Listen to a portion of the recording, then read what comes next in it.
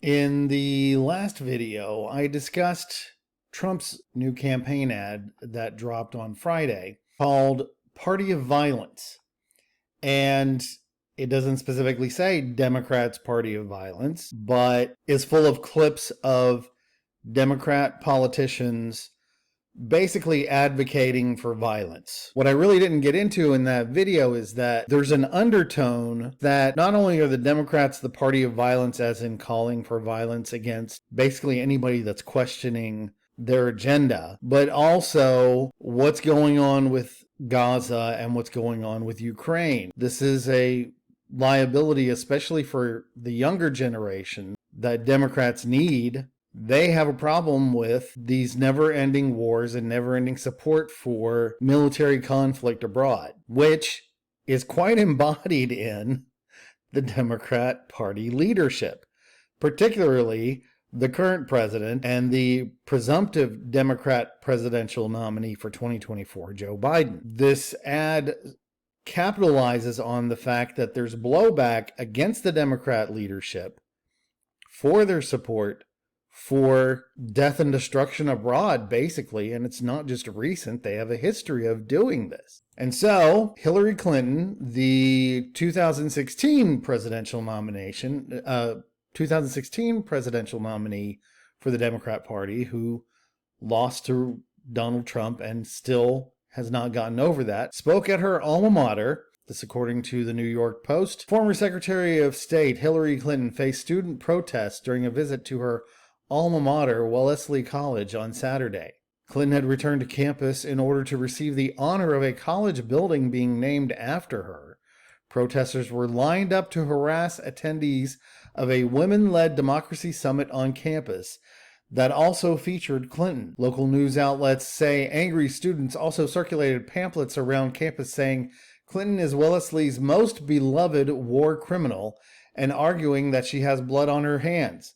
By the way, I agree with them. School administrators acknowledged the protest, but did not condemn it. The article points out that Clinton is no stranger to facing protests during her visits to American universities, and that's because she is an unprosecuted war criminal. Protesters repeatedly interrupted her during an appearance at Columbia University in February, with students calling her a war criminal as well. But Hillary Clinton isn't the only one. This one I thought was actually interesting, and this is the story that actually prompted this video. Jamie Raskin, speaking at University of Maryland, disrupted by protesters. This was on March 28th. College Park, Maryland. Maryland Rep. Jamie Raskin attempts to give a lecture at the University of Maryland Thursday, but is interrupted by people protesting Israel's military action in Gaza. And this is from the MarylandReporter.com. Maryland Rep. Jamie Raskin's planned lecture on democracy Thursday at the University of Maryland instead turned into a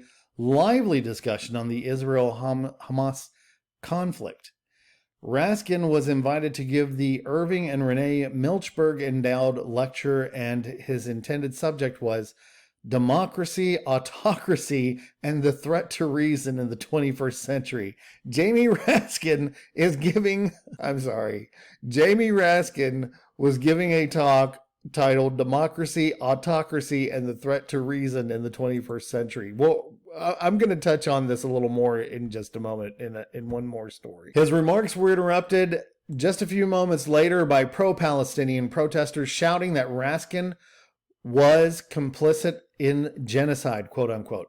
In response, Raskin said that he wished the protesters had engaged in a conversation with him rather than, quote unquote, heckling. The congressman emphasized that he has taken a strong position on returning the hostages held by Hamas. Notice how he leads with Israel's argument, has advocated a military ceasefire, and has championed a two-state solution. As he attempted to continue his lecture, protesters continued interrupting and shouting.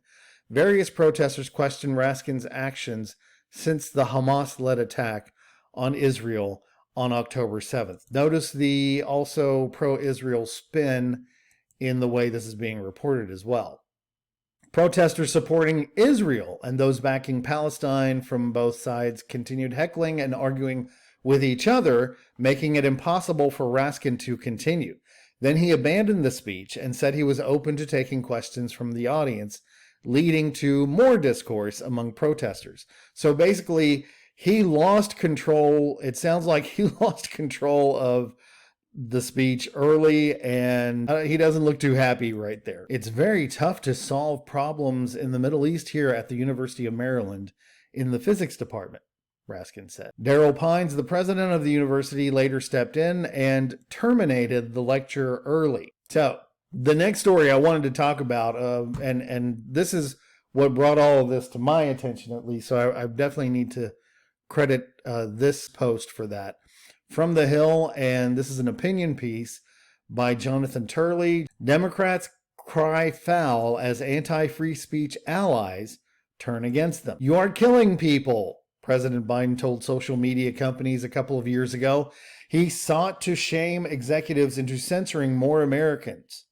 For those of you who may remember, or for those of you who have forgotten, unfortunately, Biden lashed out at disinformation, quote unquote, by anti-vaxxers, election deniers, quote unquote, and others. This month, those words were thrown back at Biden himself as a genocide denier by protesters who have labeled him Genocide Joe over his support for Israel. After years of supporting censorship and blacklisting of people with opposing views, which they have done, Biden has done, Raskin has done, Clinton has done, politicians and academics are finding themselves the subjects of the very anti-free speech tactics that they helped foster. And here's where he brings the receipts on Jamie Raskin. Raskin, for example, has been a leading figure in Congress opposing efforts to curtail massive censorship programs coordinated by the Biden administration. While opposing the investigation into past federal censorship efforts, Raskin continues to push social media companies to increase the censorship and silencing of Americans.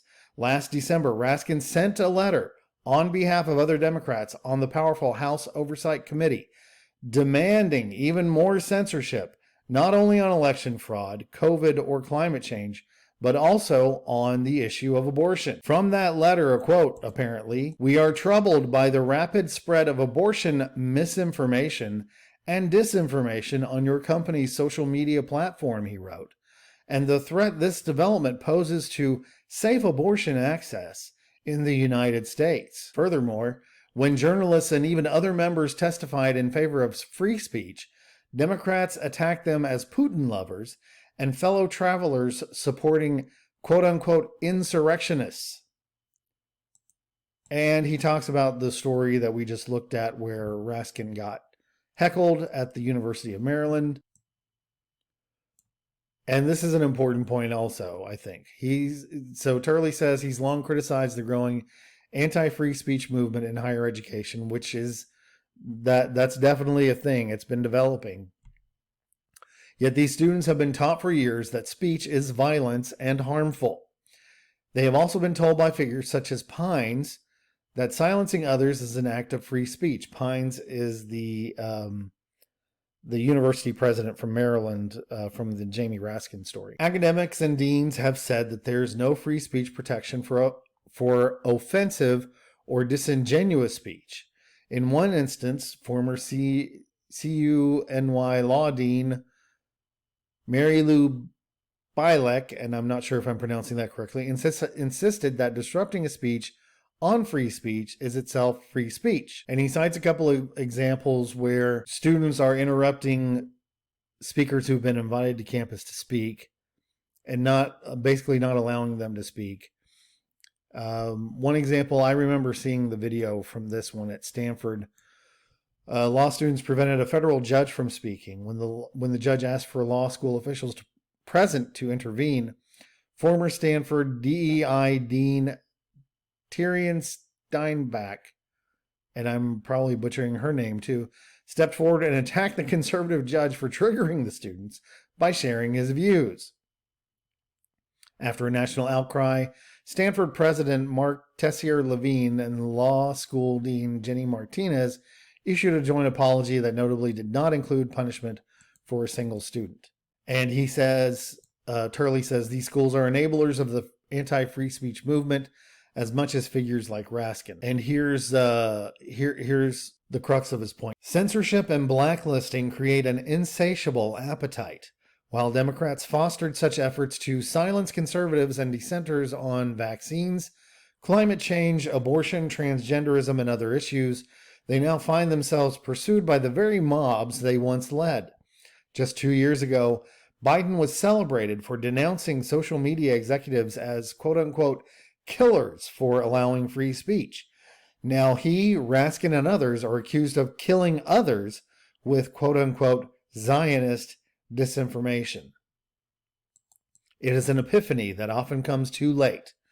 During the French Revolution, journalist Jacques Maillet Dupin, and I probably butchered his name, remarked that, like Saturn, the revolution devours its children. My own humble opinion here, the Democrats have a Gaza problem now. And the tactics that they've been using against Trump and the MAGAs, it's now being used against them, and they've painted themselves into a corner. It's going to be very interesting to see how this plays out, because not only do they have a Gaza problem, but the Republicans really have a Gaza problem too. Let me wrap it up with this. Getting back to what Dr. Turley said. Dr. Turley is touching on something that is very important and also very difficult, I think, to draw the line on. The first one is free speech. This is not a right that's been created by the Constitution. This is a fundamental human right. Every person is born with this right. It is an inalienable right. And the right to protest is part of that. It's part and parcel of the exercise of free speech. However, I do think there is a concern where you get to this point where someone who is attempting to exercise their free speech is basically being shut down by people who won't let there be any speech at all. Are they really exercising free speech? And when it goes a step further, which we've seen occur in this college campus type scenario way too many times in the last decade, where they're not just heckling, they're not just interrupting, but they're behaving in an intimidating fashion. They're behaving in a threatening fashion that the speaker feels, I would feel when I've watched these, I would feel that my physical well-being is being threatened. At that point, I think definitely you've crossed the line. That's no longer an exercise of free speech. You're not protesting at that point. You're using intimidation tactics. That's what fascists do. And it doesn't matter if you call yourself an anti-fascist when you're doing it.